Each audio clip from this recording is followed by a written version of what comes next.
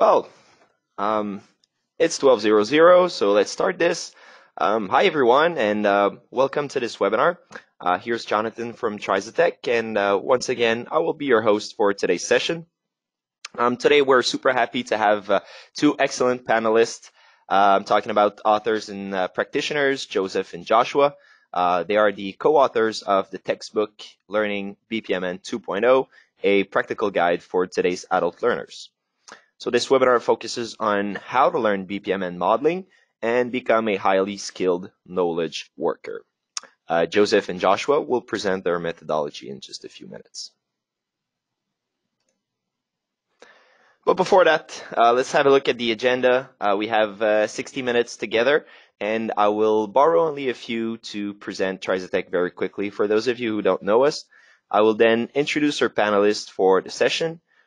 Their presentation should last about 40 minutes, so we should still have around 10 to 15 minutes at the end for taking questions.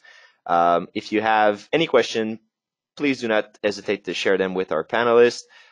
Use the questions section of the GoToWebinar control panel you can locate on your screen. You can type in your question at any time, and we'll get to them at the end of the session. One last thing, this webinar is recorded, and you will have access to the replay later today. We'll upload it to our website, and I will send you guys the link via email. So Trizatech, we are an award-winning software solution provider. Our product is the Digital Enterprise Suite. With this product, Trizatech is in a unique position to help organizations transform their business, not only to become more efficient and effective, but also more agile in delivering and improving customer experience. So at the bottom of the slide, you can see all the tiles, and they represent the Digital Enterprise Suite components. So you can see that it's a very broad solution.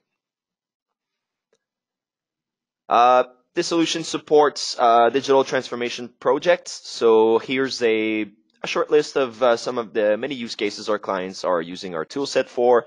So you can see that it's a varied. There's some varied use cases in there. And whatever the project is, Trizatech brings together the outside-in and inside-out perspective and the strategic and operational side of things.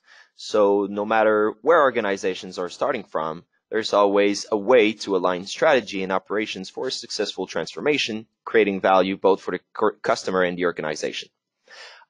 Without further ado, let me introduce our panelists. So today we have Joseph Bochco. He's a retired Air Force colonel. He has extensive Department of Defense experience in managing software development and acquisition. Joe established the Enterprise Architecture Program in the Air Mobility Command in 1994 and has been a leader and a mentor of the program since its inception. He is an accomplished writer who has presented multiple papers on international architecture, on enterprise architecture, at international conferences. He introduced business process modeling to Air Mobility Command 8 years ago and has monitored the user community on its proper techniques and procedures since then. Joining him today, his co-author, Joshua. He's a driven and passionate professional that is all about making a difference and improving those around him. Josh spent the first 9 years of his career in the Air Force, traveling the world and gaining interesting perspective on how technology and a new generation of employee can transform organizations. And over the last 7 years, Josh has spent his time studying organizational patterns, both from an academic and a real-world perspective, gaining insights on how to develop the highly skilled knowledge worker they are talking about in the book. So Joe and Josh, I will give you full control over the presentation in just a few seconds. Before I wanted to introduce you to their book. So Learning BPMN 2.0, it's available on Amazon.com. Can you see my screen there, Jonathan? Yes, we can see. Excellent. Well, thank you for that very warm introduction. So I guess we'll dive right in. And so a little about how we got here. I had completed my doctoral research on the learning process of BPMN practitioners. And so after completing my research, I concluded that one of the reasons that we see such a high discrepancy rate in the BPMN models, which then leads to a problem in executing these models and using these for initiatives, is because BPMN is a complex modeling language. And so working with Joe, who has extensive experience overseeing these BPMN initiatives, and seeing the impacts of poorly developed models, we set out to write a book that would allow BPMN practitioners to read and learn BPMN through an immersive experience. Yeah, personally, I've seen the price that the organizations pay when they don't properly invest in how to learn how to model using the BPMN language. The paradox associated with BPMN is that it's very, very easy to read, but it's hard to do. So I can teach someone to read a BPMN model in just a few minutes, but developing a good model is an iterative process that takes hours and days to complete. And I still review BPMN models almost every day. And within our organization, we have an extensive in-house training program, but some modeling techniques are just hard to grasp, and I constantly have sessions distinguishing between when to use a boundary layer event versus a gateway, or how to properly model information exchanges versus transformational activities. When people aren't properly trained and the investment isn't made, then models typically fall into two categories. They're either poorly structured and are difficult to understand, or the models have high syntactical discrepancy rates and become just confusing. So after filling our library with the available literature and buying a lot of books, we really weren't satisfied with what we had, so that's when we decided to write our own. But when we began to write, we started to envision ourselves as the readers of the book versus the authors. And during the course of this presentation, we'll cover some of the key things that makes our book what we think is what we call an immersive experience.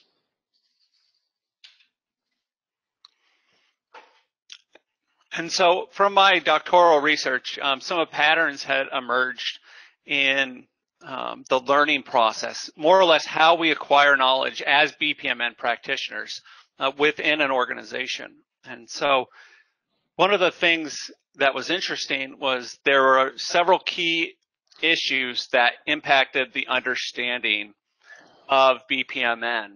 And on the model, you see a very simplified version of how BPMN practitioners acquire knowledge. And it's just an experiential learning mental model based on some research and continuation of my research. And in this model, it describes 4 stages in which information is grasped and transformed to create knowledge. A simple way of looking at this is we learn through experience. And as we uncover the different modes for learning, we have a better understanding of actually how to create meaningful learning experiences that target the knowledge workers within your organization and as self-directed learners. Yeah, so one of the keys of our book is incorporation of learning experiences. So we wanted to go beyond just rewording the specification. So we attempted to balance various approaches to enhance the student's experience with BPMN. And we do this by providing exercises where you read about the notations, then we discuss how do we apply the notation, and then we provide numerous practical application exercises and sample tests in our book. What we hope to create is a reflection-based approach where you can think more and more about the problem and different ways to model it. Yeah, and so just writing the book for us wasn't enough. And so what we did as we were structuring this is we actually developed a book that included multimedia and collaborative online learning experiences. We also connect you with BPMN forum groups, both internal to our website and external from a broader community perspective, thus connecting you to other practitioners or BPMN learners. So we highly encourage you, if you haven't bought our book, at least head over to our learning portal, because we have a lot of free resources to help build that BPMN learner. And so one of the big things for us, and that's why I encourage you to go to our website, is it's all about team learning. You know, learning as a team, whether it's internal to the organization or to the broader business process management community, those who are engaging in BPMN initiatives. And while I'd love to dive into the various stages of this learning in the webinar, due to time constraints, you know, we'll focus in on the team learning aspect and how we find it important to developing the highly skilled knowledge worker. And when I say highly skilled knowledge worker, what we're talking about is the business process analyst, the business process modeler, the app designer using BPMN, and so forth. Yeah, so whether you're an independent consultant, a contractor, or part of a large organization, learning BPMN as a language is a complex endeavor. Like any other language, you have to learn the building blocks, practice it, and communicate with it. And that means you have to have other people read your models. And you have to remember that we're using a specific language so that we can have other people read the model and interpret it correctly. So you should ask yourself a question that if you picked up the model that you did today 6 months from now, would you be able to read it easily and interpret it correctly? So we are in a time today when the volume of literature and examples and available training for BPMN is still in its infancy. And that means we need some sort of inclusive learning approach. So what we've found is that as people learn and model with BPMN, they quickly rely on their tools of choice. And through the course of interviewing practitioners and our own tool research, we decided on using Tricetech, not only for our own practical application in projects, but also in writing the book. Using the tool demonstrates how to explain notations in videos and in learning examples. Now, the modeling tool enforces the specification, which leads to a better use of the model of the language and a clearer model at the end. The Tricetech tool also allows us to visualize or animate the model to ensure that the model accuracy really depicts what we plan to model. And so one of the things I love to do, I don't like just doing a briefing on a webinar. And so for those who are BPMN practitioners on the line, on the screen we present a model. And so if we were to execute this model with our Tricetech tool and go through the process animation, we would see we would see some problems that would potentially surface. But so I want to have some fun with those that are on the line here, and if you're interested in sharing your ideas with us, we would love for you to do that. And so the challenge is, or the question for the audience members is, if you could improve one thing about this model to improve the process deadlock or to avoid process deadlock, what would you do? And for those who are interested, if you provide us your response, you can email me at josh@bpmn or bpmpractitioners.com. And out of those who submit their responses, we'll randomly select 3 of you, and we'll actually provide you with a free copy of our book.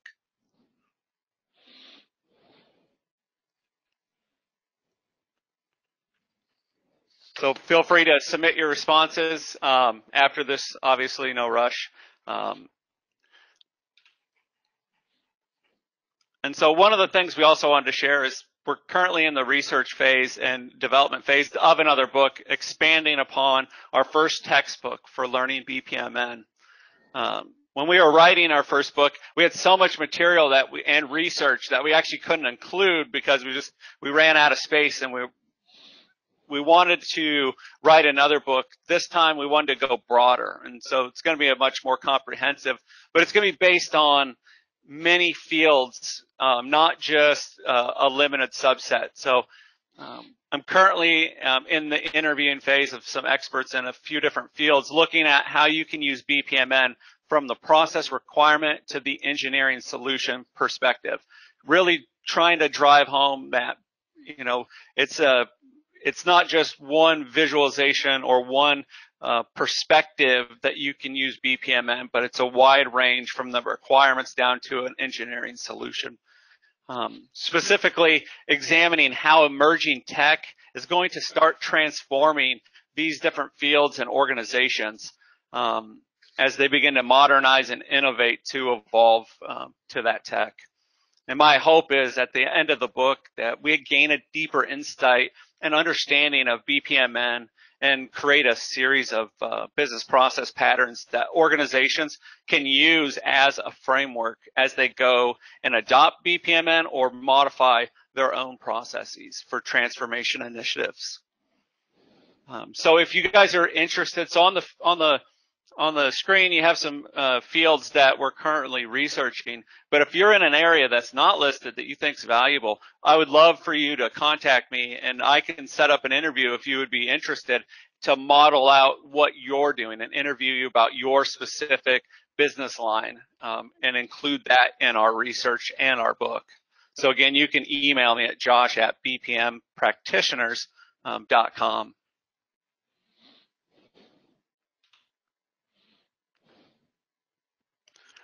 And so one of the things I thought I would do is I've already done some research and modeling, and I'm working towards completion of this book.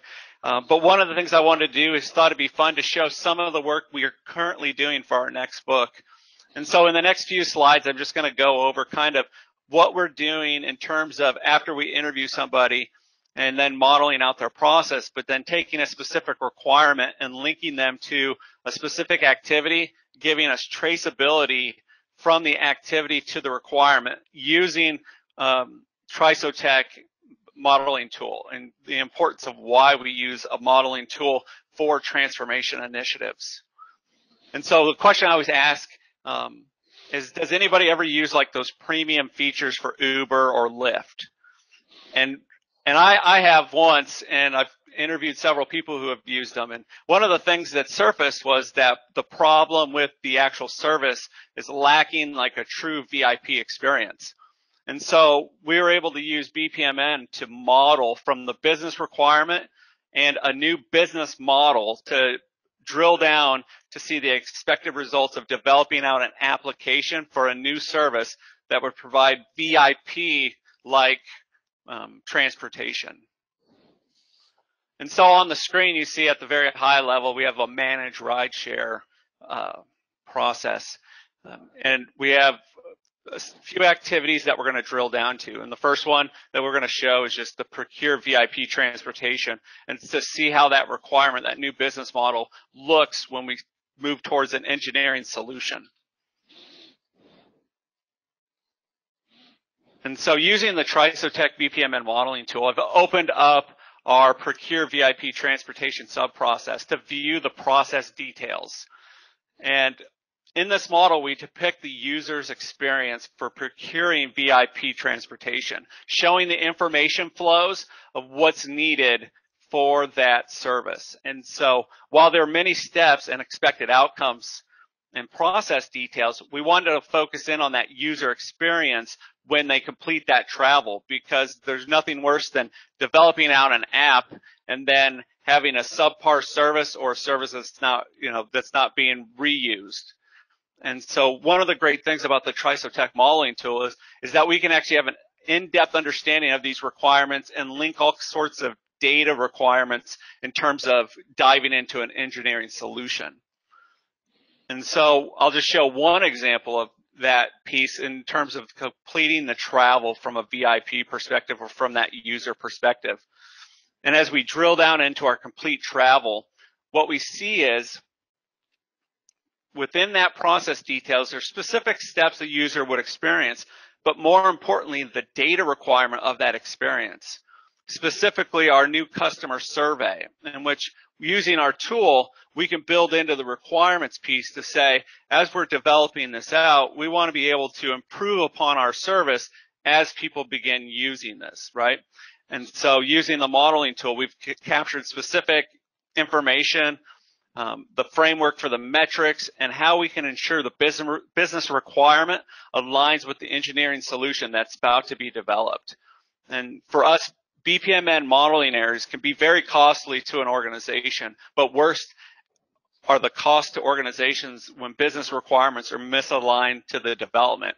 Because in this instance, I drilled down into several layers, but at any one point, had there been modeling errors, or syntactical modeling errors, or even semantic modeling errors, that would have, cost an organization when they go to develop this application. Yeah, when Josh and I talk about semantic versus syntactical errors, essentially we're talking about the semantic is did we tell the story correctly? The syntactical is if someone else reads this model, did we use the right syntax in order for them to interpret it correctly? But after receiving several requests about training after the book was published, we've spent the last several months creating a series of training programs based on our book and our field research. And essentially we have three types of learning packages. We have a core training package that's based on our book, and that can be either done in person or online. The second one is a tailored package where we could actually go into and give an organization, use their examples and their processes and build BPMN models during the training session that was directly related to their organization. And then the third one is a free self-directed learning material, which can be accessed on our website, which is www.bpmnpractitioners.com/BPMN exercises. So if you do take the free directed learning material and even the online site, we really encourage you to buy our book when doing this self-directed learning, as we attempted to create synergy between the book and this learning portal, and that reduces the amount of notes you have to take, and then you have a stable reference in order to go back and look at concepts. So, and then we also believe that learning doesn't stop after a training session. We all have been through 5-day boot camps and gotten a lot of information, and then we go to try to use the concepts 3 weeks later and have some issues. So if you're interested in learning about how we provide continued mentorship in conjunction with our training, please contact us, because to us, nothing's more important than being able to discuss a model in detail, because only through discussions do we understand the concepts more fully from both the syntactic and the semantic viewpoint. And we also provide modeling feedback during and after all our learning experiences. So what does that mean? If you create a model now, and in 6 or 12 months later you want us to review the model, we can do that. We can also review and provide feedback, improvement ideas, or validations, just decreasing the chances of a syntactical discrepancy. Now, any inquiries that you have about this kind of approach, you can contact me at joe@bpmnpractitioners.com. So that's all we have on the formal presentation. We have time to take questions from the seminar participants. Yes, of course. Let me see. We had a few. Okay, so let's start with one that is very generic, and it's the one that we get often. So, per you, what is the difference between using a tool that is very popular, a tool that's called Visio from Microsoft Office, and using a BPMN tool like the one you're using, like TriZetX one? You want to start, or you want me? I got that. So I'll just share my experiences because I've used Visio and I've used TriZetX. I've used many other BPMN tools. The biggest difference for me personally is from that development perspective. If I'm developing out a requirements package, or if I'm developing out a solution, engineering solution with BPMN, just having a place where my data is stored and there's a linkage between all the data and different processes within the organization that I'm examining, that's probably the biggest difference that I see in advantage of using a tool like TrisoTech, because I'm not having to recreate or reinvent the wheel when I'm building out processes, identifying activities, and so forth. Yeah, and I would add two things. One, in our process, if we if for some reason we have to use Visio, we link that to an Excel spreadsheet and keep the data in Excel. So we can keep the data, but the problem we find is that Visio will let you draw anything, and the modeling tool doesn't. So Visio, although it has a after the fact error checker, it'll let you draw any combination of BPMN icons, whether they're correctly written or not. Where in a modeling tool, the modeling tool is helping you stay within the spec. So if you try to do something that clearly violates the spec, the modeling tool will give you an error or just won't let you do it. Perfect. Thank you very much for your answers. Let me see. I have another one here from Oladayo. It's a very specific question regarding the TrisoTech tools. So Oladayo, if you're listening, I will get back to you personally, directly. Okay, we have another one that just came in from Justin, saying he has zero experience with BPMN, but has a vast amount of experience creating and simulating other types of models. So his question is, what techniques are available to debug and test bench a model to confirm the performance is as expected? I don't know if you got that one right. Do you want me to repeat it? Is he referring to any specific examples with the BPMN tools that are out there? It might be. So one of the things I know is that there is a BPMN validation within our tool, within the TrisoTech tool, obviously. But this is, and as for the debug part, so this will test if the model is compliant to the BPMN spec, and we offer something that's on top for debugging, which is just-in-time learning that provides you with a bit of learning or training on the specific error that you just made, but it's not a test bench or so I guess it's a very tool-specific question once again, Justin. Let me get back to you and we can discuss this a little bit further. I don't know if you guys want to add anything to testing and debugging models. I mean, it's based on the tool pretty much, and what I've found in experience, I mean, TrisoTech is great for that initial validation and check. So if he's talking about importing that into another tool, I probably couldn't speak to in too much detail. Usually, that's where I hand it off to the developers. Yeah, and I would just say one of the nice things about the modeling tools is if you can animate the tool, suddenly you find, especially as you hit gateways, conditions or guards weren't defined properly, the model hangs.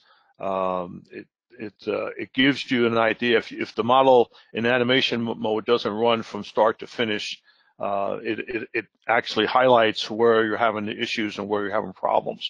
So that's another really important part of modeling, is that not only do you understand it from a human perspective, but did you make sure that the model was complete from a systems perspective as well? Perfect. Let's jump to another question. Let me see what I have here. Okay,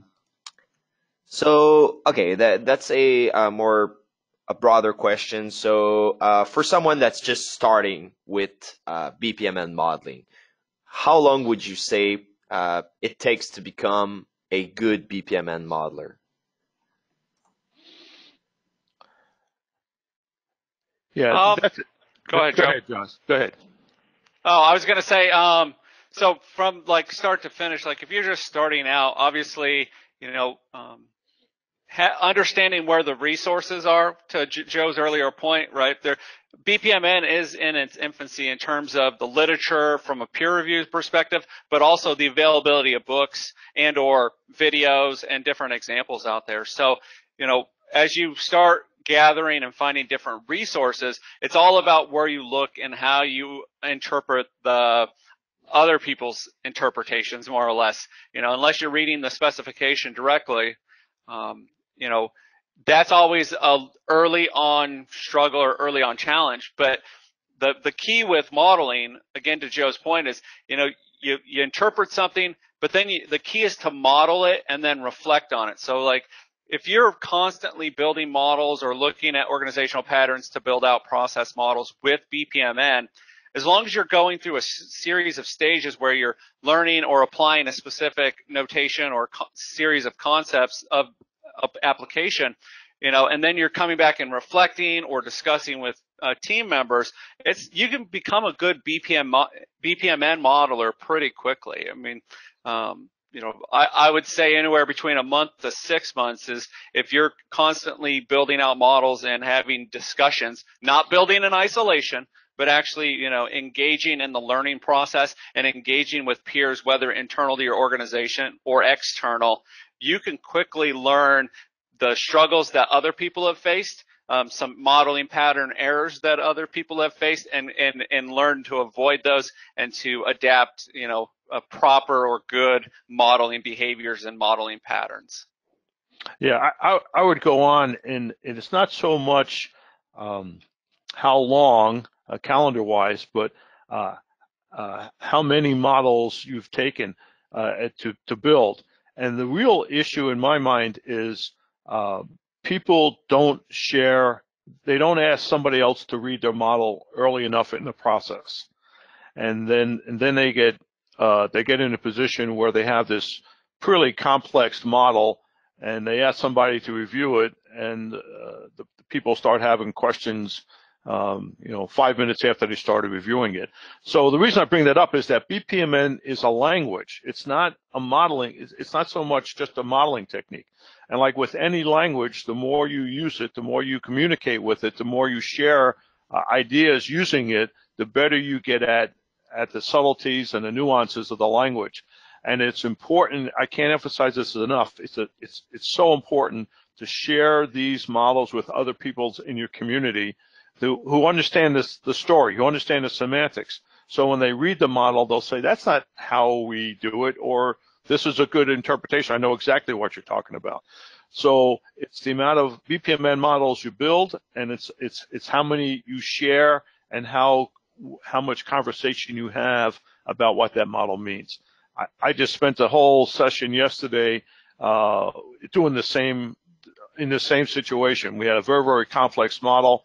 It's taken months to develop, and there are real serious questions about some of the techniques that were used. Okay, perfect. That was an elaborated answer. Thank you very much, guys. We have another one here coming up from John, who's asking, how do you start? I'm sorry. How do you start when you need to model a process? Do you have any?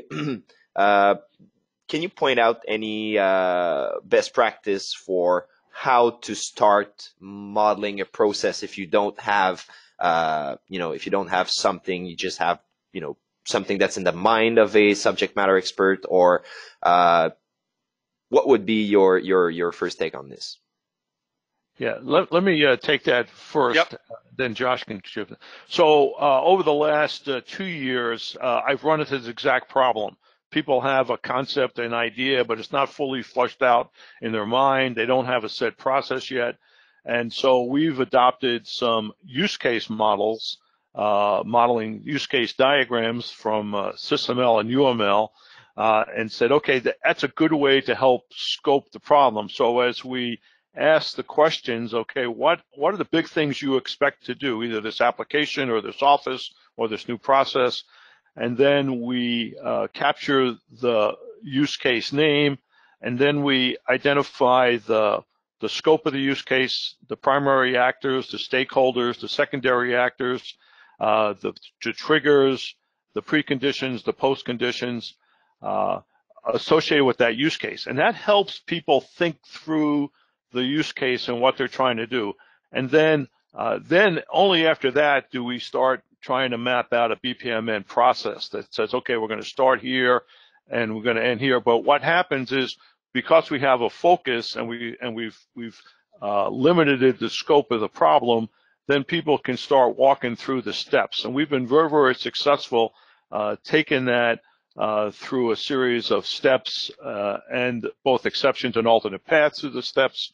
And it's paid off dividends, where at the end we can actually generate a set of requirements that are very, very specific. Yeah, and I would just add, I mean, that's a perfect example. And if you have access to a SME, it's great that he's leading with that, because a lot of times if you don't have access to a SME, you know, it's even more of a struggle. So I always ask, you know, are there any governing documents or process documents that have been identified and so forth? Because, yeah, if you have access to a SME, there's many paths you can go. In our book, we actually outline some questions that you can ask to start that process or to start that dialogue. And the use case that Joe mentioned is just one way that you can approach it. Or you can even go simpler and scale it back to a more simple, what's the requirement, and go from there. But that end state is you want to end up mapping out what are they, what's the process, what are they, and or are they trying to get to a to-be state. But yeah, I think the use case one's usually a good way to shape it in terms of the questions you need to ask.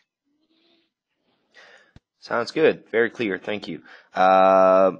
We have, let's see. So let's go for one last question, because that's the last one we have here, I think. Some others I get we've already covered. So what fundamental concept, and that's one coming up from Juan, what fundamental concept do you think people need to understand before starting to learn BPMN? And go ahead, Joe. I'll let you use the BPMN hook, and then I'll go with my learning hook. You're right. Okay. So the whole foundation of BPMN, or one of the foundational elements, is the pool and the swim lanes. And a lot of initial practitioners assume the pool is going to be an organization. And if you spend some time in the spec, you'll realize that, quote unquote, the participant in BPMN language has a one-to-one relationship to the process. So if you organize your pools in terms of processes versus organizations, you can have a lot more success in keeping that process flow contained. When you tend to try to organize by organization, you tend to get a very choppy model because you haven't looked at it. So this whole concept of a participant, a pool, and a process are very, very tightly linked. And the better understanding you have that, because you make those decisions early on your modeling process. If you make a mistake or a poor judgment at that point, you got a lot to redo if it doesn't come out right at the end. Yeah, I agree. I mean, process details within your pool is important. And so for me, I take a step back, and even before that fundamental concept for understanding and learning BPMN is to do self-evaluation of yourself. Like, look within to say, you know, one, why am I trying to learn BPMN? What are those goals that you're trying to set? Because some people that I've interviewed from a learning perspective, they go at it from that holistic, I'm going to learn everything about BPMN, and never really ask why, right? And so they make these lofty goals to, whether it's personal or professional, to try to learn everything about BPMN when really they really only need to know about a specific type, like collaboration type modeling with BPMN. They need to do simple process modeling, right? And so understanding and setting goals that are realistic to you will help you as you go through the learning process and saying, well, what else do I need to achieve this goal, right? What learning resources are available? And how do I go about acquiring that knowledge? Because having a focused approach to it will help you as you go to actually try to learn and then apply BPMN versus, an organization comes in and says, oh, we're adopting BPMN, and then you're scrambling to, learn everything about it when you really should be focused in on that based on your own personal and professional goals as it relates to learning.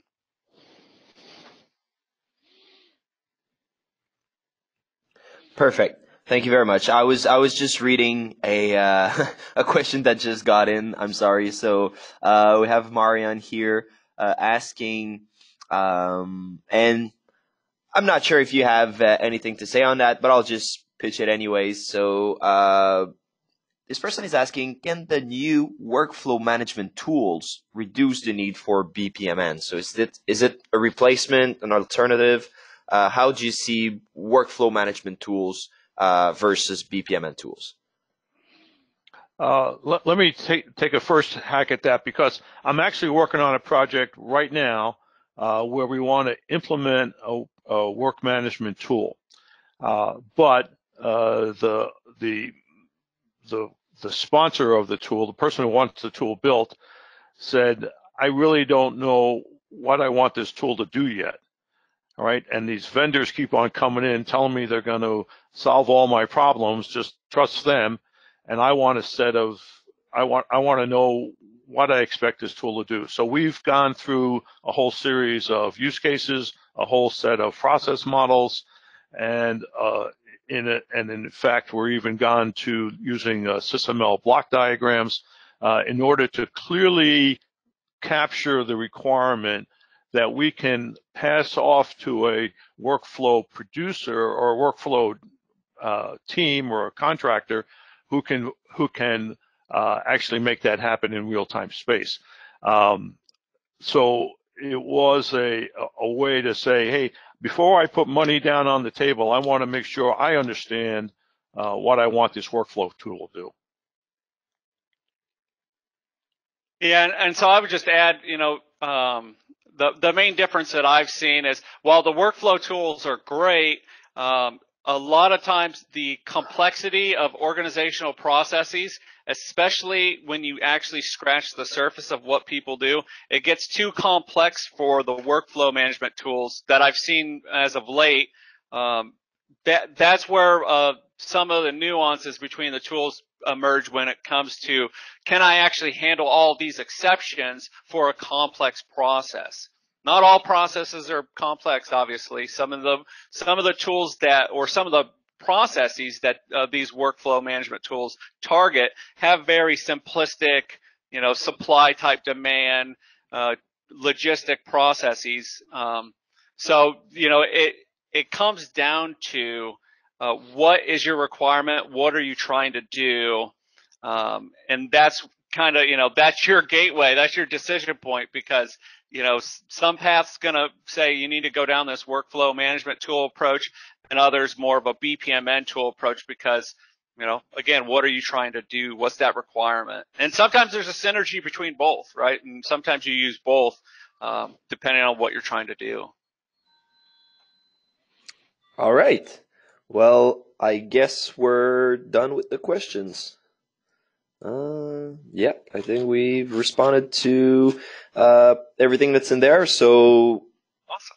Thank you very much, guys, for your time. It's really appreciated. I think you were able to provide a good overview of the notation and your methodology to learn it. So super happy to have you guys today present this session. And to everybody that's still in the room, thank you for being there. And we'll follow up, as I was saying earlier, with the recording. So we'll upload it to our website. We'll send you the link so you can replay it, share it with colleagues and everything. So thank you so much. And thank you guys. Anything to say as the last word? I just wanted to say thanks for your guys' time. It was great being able to share our book, our concept from a learning perspective, because for us, it's all about just sharing the knowledge that we've acquired and building a better collective community in terms of understanding BPMN, ways to apply it, and how we can satisfy the business requirements, especially as technology starts modifying and changing the way we do business. It's great to be able to actually communicate and have dialogue with other practitioners, executives, and anybody and everyone in between. Right. Yeah. As you can well imagine, both Josh and I are big fans of the BPMN language. We've used it to great success, and we like to spread the word. And I'd also like to take the time to thank Trisotech for inviting us in and letting us participate in today's webinar. Well, it was our pleasure, and thank you for the good words you're putting out for us. All right.